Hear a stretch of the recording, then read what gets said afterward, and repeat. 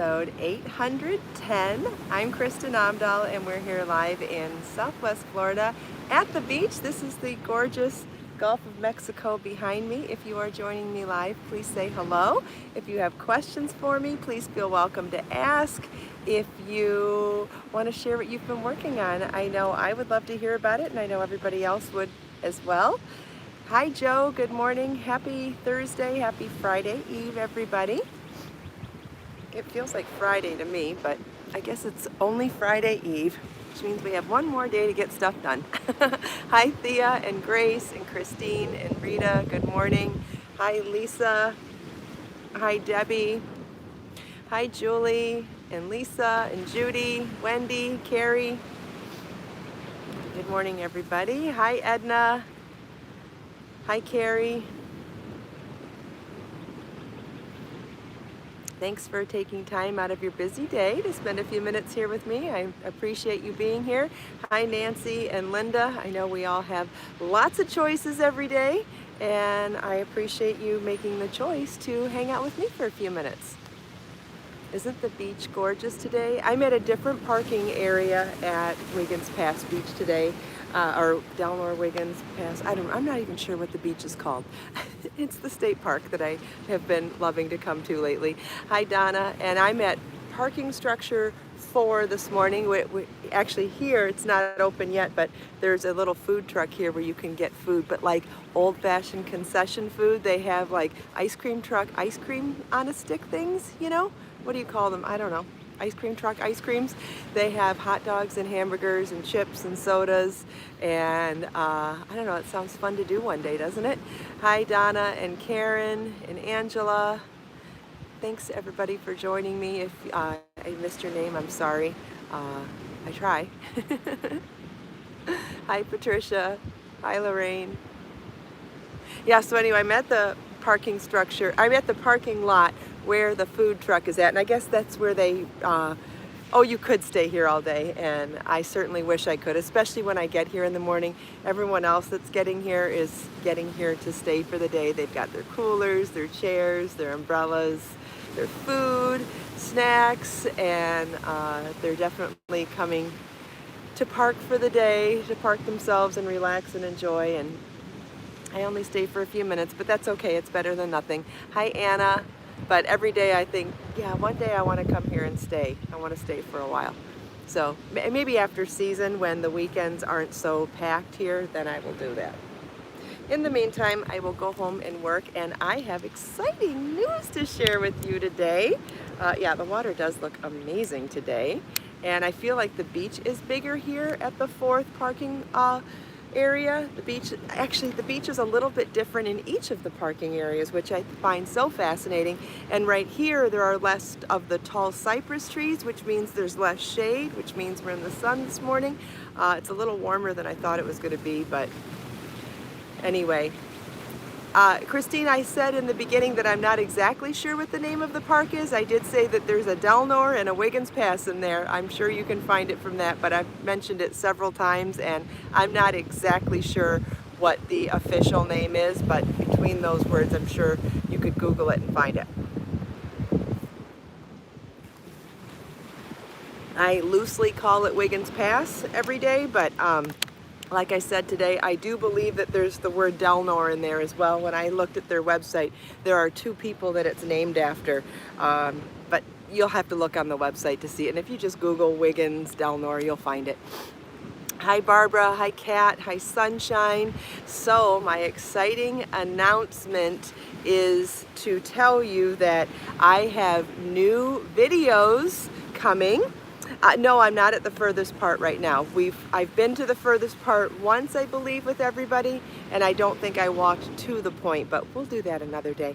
I did get started on the tutorial videos for the Margot cardigan, which is why I wore it today. The first video will live premiere at 10 a.m. this morning after the podcast. Hi Corey, hi Val. So the first video will be for the upper back. Then the second video will be for the upper right front. Third video will be for the upper right back, upper left back, and then the fourth video will be how to join them and how to join them to create the body of to create the armhole openings and the body of the sweater. The rest of it is pretty. Okay, I think we're back. If you can see me, let me know. If you can hear me, let me know. I went out of the app and then came back to it. If you can see me and hear me, let me know. Ah, good. I'm seeing some yeses. Okay, good. Woo! Anyway, so I had connection issues like in and out like 8 times, and then I left the app completely to message Judy and let her know that it was my problem, not yours, so that she could message you guys here. And just by leaving the app and coming back seemed to work. So if it happens again, now you know that I'm having some spotty service here today. What a bummer. We've had such great coverage here up until now, so maybe it's just a fluke. I certainly love coming here, and I know you guys do too. I really want to take you for a walk in the trees over here this morning. Where I took the thumbnail photo for today's podcast was in the opening between the parking lot and here, and oh my gosh, there are some trees in there, and there's some tree root structures that are just amazing. So if you guys would like to see that, let me know. I would like to take you over there. But before we do that, I wanted to continue telling you about the Margot cardigan videos. So the reason why I'm keeping it to the 4 videos is because I feel like those are the 4 places that are really the foundations for the rest of the garment. Past joining the front and back together and creating the armhole openings in the body, it's pretty straightforward after that, and there are so many detailed charts and written instructions for all 6 sizes that everything is really straightforward after that and working even in pattern. So I feel like the most, you're learning the stitch pattern by learning the upper back. So once you learn the stitch pattern even in rows, then you know it for the rest of the pattern. Then with the right and left upper fronts, you're learning how to do increasing for the neck edge on opposite ends of the row. So it's at the end of the row for right front, and it's at the beginning of the row for left front. So I know a lot of patterns will say, here's the shaping for one side and reverse the shaping for the other pattern. And I understand why written books and written magazine patterns have to condense things as much as possible for the real estate of the printing, but I don't do that. I do PDF patterns and I do digital patterns, and I am the publisher and author and designer, so I get to call all the shots. And for me, I find it's way more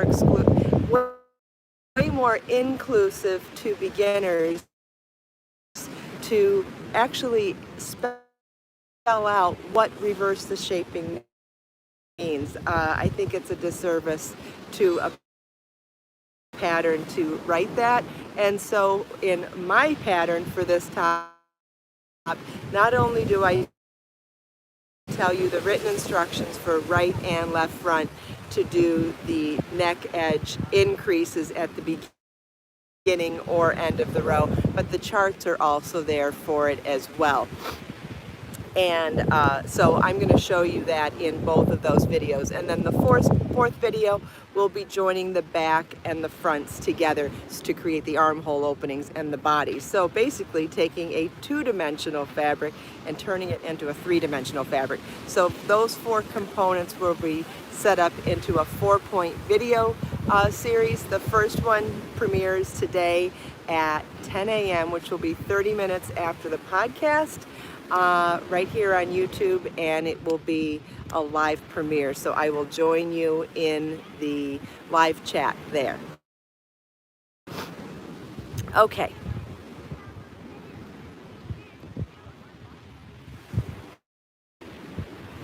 I see some people are saying they have bad connection, others are not, so if it's some yes, some no, then it's connection on your end. If it's everybody having the issue, then it's on my end.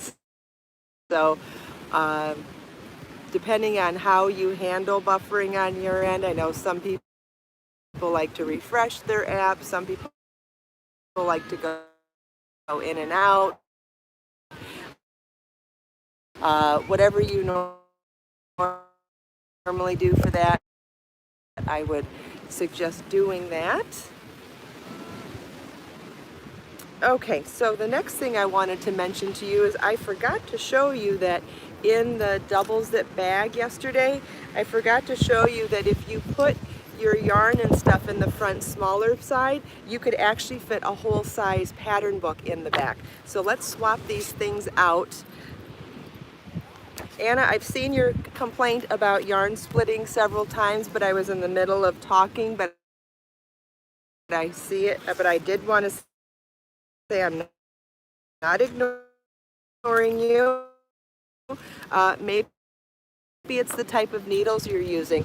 Sometimes when you're using very sharp needles, it makes yarn split the back component. This is 13 by 10, which means it totally fits an 8.5 by 11 book.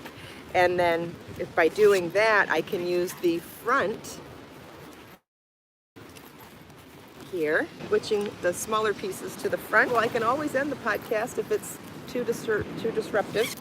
There we go. So we put you can put in the smaller hole. All right, well, let's at least try to go see if walking over here changes the reception, because since I wanted to show you those trees anyway, we'll give it a try. And if it doesn't, then I guess we'll call it a day. I mean, sometimes we have reception issues when I'm even at my house on Wi-Fi, on, business quality Wi-Fi. So could be YouTube, could be me, could be any of you, who knows? It just happens sometimes. Yeah, if it's uncomfortable for you, then I guess goodbye. We'll see you next time. But here's that tree root that I wanted to show you. Isn't that amazing? Look at that root structure. Most of it's above ground. I believe this is a sea grape. I don't know, but look at that root structure. Isn't that amazing?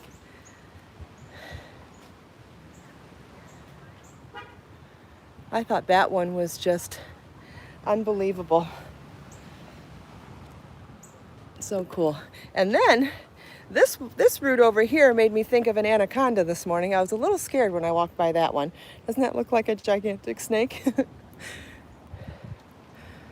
But so I guess from the parking lot, there's a boardwalk here that will take you to another section of the beach. But in here, there's this little barbecue and several picnic tables. There's another one over there. Sometimes there's benches in here too. So beautiful. Oh, there's a big cypress tree. You want to see it from the trunk? We can go look at that too. Yeah, each one of these areas is just slightly different than the one next to it. So here's a cypress tree. Look at the size. All right, I'm going to turn the camera around a second just to give you scale. Should have worn my shoes over here. So, am I in the camera? Maybe not. Wanted you to see. I don't want to step in there with my bare feet, but hopefully you can see the scale of how gigantic that tree is next to me. And now that I showed you how gigantic the tree, I mean, that's 4 feet wide. I'm lifting this up all the way over my head to show you the top. I literally arched my back as far as I could and lifted my hands straight up over my head to be able to show you the top of that tree. That's how big it is.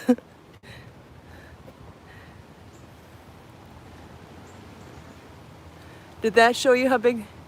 Okay, I can't even see the top from there. I don't know how old the tree is. I looked on the website one day to see if I could get more information about the trees and stuff. I mean, this area is really old, but I couldn't really get any good information. Now there are some trees that have unusual bends in the trunks, and if I find one, I want to show you, because I went to an Everglades park one time, and they were taking us on a tour of the swamp and of the treed areas too, like the forest area, I guess.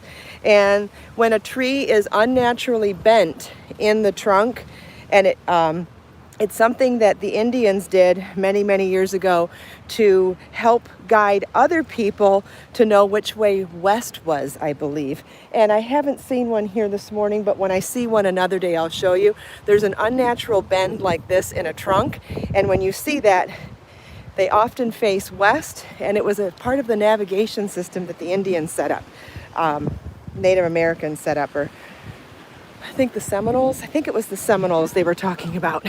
Anyway, I thought that was just fascinating. I should probably learn more about it before telling you. Hopefully I said it correctly, but I'm sure you could look that up as well. All right, well, sounds like people are about the reception, so don't want to make anybody miserable, but I can definitely say I appreciate you sticking it out with me and trying to enjoy the podcast, even though we had connection issues. But I want to thank you also for taking time out of your busy day to spend a few minutes here with me. And if you are so inclined and would like to join me for the live premiere of the Margot Cardigan video tutorial part 1 for upper back, we'll be starting that at 10 a.m. this morning, and there will be a live premiere, meaning there will be a live chat where you can ask me questions live if you have them during the video. And every day going forward, live premiere parts 2, 3, and 4, which will be tomorrow, Friday, then Monday and Tuesday. So if you feel like joining me live, that's great. If you don't, that's fine too. After the live premiere is over, the video will be converted into a regular video that you can watch anytime you want and watch as many times as you need to help supplement the written pattern with charts and 6 sizes of written instructions. Thank you again. Happy Friday Eve. Enjoy your day. Let us make time to create, share, and inspire today and every day. I'll see you later and see you tomorrow. Bye.